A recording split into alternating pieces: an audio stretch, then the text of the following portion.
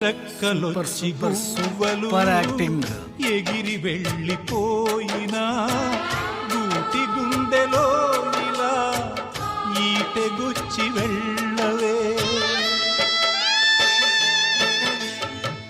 ముళ్ళ చెట్టు కొమ్మలైనా ఎంత పైకి వెళ్ళినా తల్లి వేరుపై ఇలా కత్తి దూసి ఉండవే.